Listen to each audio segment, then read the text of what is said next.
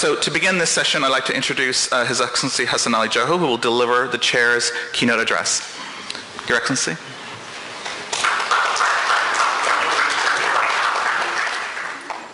I come from a city where at some point we had open centers of radicalization.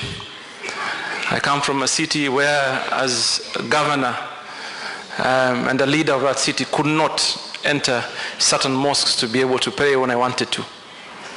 But here we are 2 years after we rolled out specific programs that we could now sustain peace and tranquility at the grassroots level. We're able to recapture our mosques and now use the centers of prayers and resourcing and sharing of a narrative that is pro-people. I want to say the importance of counter-narrative is that you do not leave the ideology that is one-sided to continue to capture and escalate emotions of the young people in our cities.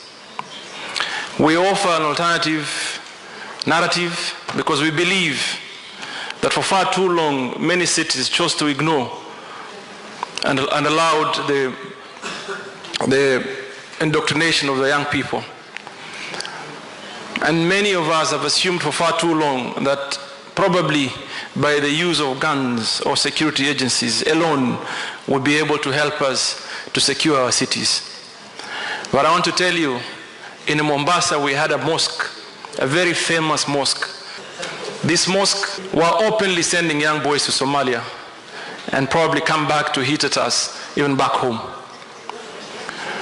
At some point the national government through the police force decided to close the mosque. So therefore there was closure of the mosque, and therefore unfortunately for those that understand Islam, you realize when certain things are done, what only happens is that you have escalated emotions, and therefore those that believe in the cause or do not would also seize the opportunity to share their anger. So I want to tell you, we succeeded because we realized as leaders we could not do it on our own. We needed civil society, we needed the community around the mosques, and we needed also leadership across the board. I hear this notion that every speaker that comes forward says that we need to have Muslim leaders or moderate leaders to speak. I think we also need to look at the other side of the coin. You also must remember the leadership of churches and mosques are basically driven or are followed by captive audience. It is very rare that somebody would stand up to seek clarification or to seek or to ask a question. But I know very well political leadership can and indeed have a much larger following. And it does not matter what religion you come from. You only need to understand humanity. And that way you should be able to engage and challenge anyone who speaks indoctrination. So for us, we took the route of ensuring we brought leaders from all faiths together, led by the political leadership, because I think we can engage more and we have a larger following than, unfortunately, than the moderate religious leaders or the so-called moderate imams. You engage the community, give them the challenges, give them the basic information. Civil society, very critical. In Mombasa, and I want to recognize the presence of one of the field civil society leader, Hussein Khalid, who is here and is going to be a panelist tomorrow. He facilitated for us, between us and the radicalized boys, to have an engagement. And that was necessary because we know very well, in many instances, because of lack of opportunities, hopelessness, lack of employment, no young man who is nearly indoctrinated or radicalized or is in the process of radicalization would want to engage government directly. So for us to encourage civil society to play a critical role, because that for us really acts as a bridge that connects us and the young people. So I want to urge mayors and governors and political leaders here today, counter-narrative is very critical. And it must be driven by everybody. There is absolutely no way you can sit back and tell us that the imams are talking. We all must talk. It doesn't matter whether you're a Christian, whether you're a Muslim, whether you're whatever faith, whether you're an atheist, it does not matter. What matters is the respect to humanity. And therefore, for me, it is important that each one of us picks on the conversation on counter-narrative.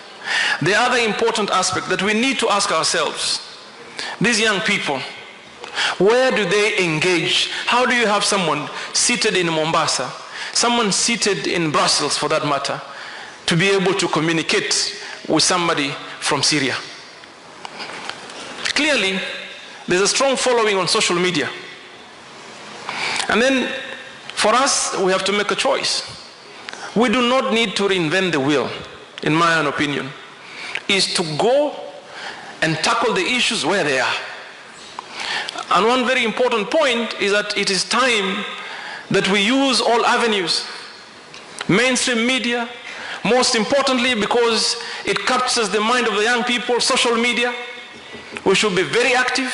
We should be able or allowed to create platforms for the so-called returnees, the rehabilitated youths, guys who have been de-radicalized, to be able to tell their stories. We should be able to create platforms of communication between the parents who have lost their children and the process of indoctrination. We know, as much as some of us are pained, that people who are pained the most are the mothers who have lost their children to go to war and taking away humanity, taking away life. But do we engage them? Do we give them that opportunity to share with us their pain so that we can come in and help? What is the process if you see that a child is headed towards the wrong direction? Then what are the avenues that you could take? And I want to tell you, I have personally engaged with some young men who have gone to Somalia, for example, and came back. And I can stand here without fear or favor and tell you that there is no way you can convince me or even to imagine you can tell me that Al-Shabaab or Al-Qaeda is a Muslim organization. It is not. Because when they come to take away a life, they don't ask you for your religion, your citizenship, your race. When they come with the suicide bomb, they don't interact with you. One of the young boys who went to Somalia came back and told me, one of the reasons as to why I chose to come back, I was recruited and I was told that if I went there, I'm going to go to the closest gates of heaven. I will be given an opportunity to say hello to Prophet Muhammad ﷺ on my resurrection. I will be married off to 70 virgins and I will choose 70 people to go to heaven with. So a 19-year-old gets excited, imagining that if I go there, be able to pick my girlfriend, my cousins, and therefore he easily goes and gets trained and start taking away lives. But one question that came to his mind and made him run away from Al-Shabaab is the fact that he knew very basic knowledge that Islam tells you for you, under whatever circumstances, you have to pray 5 times a day. You have to read the Quran. So we have a situation where these young people, all they know, all they are trained to do is how to hold an AK-47 and throw a grenade and suicide bombing. So this young man asked himself, I have been in Al-Shabaab for the last this many months. I have not prayed a single day. Not a single member of where we are stands up to pray 5 times. So how can I then call myself a Muslim? Believing in a very strong Muslim movement, so that when I kill, I go closer to heaven. So when he got back, we used him, to talk to the others. Say, you know what? It's not what you think. You're actually taken in basically because of the thin line between poverty, social injustices, and therefore you have easily lured into this movement believing you're on the right cause. So I want us to be cognizant of the fact that never imagine that anybody will do this for you. This is about us. It is our problem. We all have to deal with it by all means, by all possibilities, and by all standards. So therefore, Strong Cities Network for you, it is a place where you can have a continued conversation, share ideas, share experiences, and most importantly, agree on the way forward together. As much as some of the issues may be seen to be local issues, they have a global effect. I want to end here, because I know the other honorable speakers that I'm looking forward to listen to, but I want us, when it is possible, to network, to engage, and share our experiences. Thank you very much, and God bless you.